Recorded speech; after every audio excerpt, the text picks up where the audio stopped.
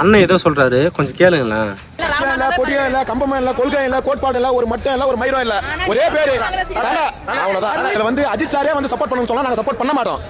எங்களோட உரிமை அது, ஓட்டுன்றது எங்க விருப்பம்.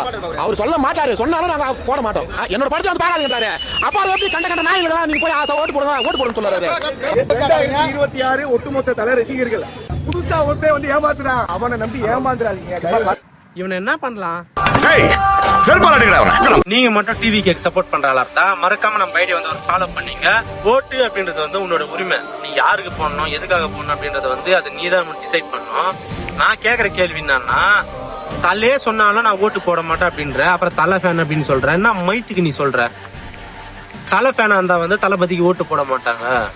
நானும் தலை ஃபேனு தான், தளபதிக்கு என்னோட ஓட்டு. இந்த வீடியோ பாக்குற நீங்களுமே வந்து தலை ஃபேனா இருந்தா தளபதிக்கு நீங்க ஓட்டு போடுவீங்களா போட மாட்டீங்களா வந்து கமெண்ட் பண்ணுங்க. சிம்பிளா சொல்லணும் அப்படின்னா, தல ரசிகன், தளபதி தொண்டை. 2026ல தளபதி தான் சிஎம்.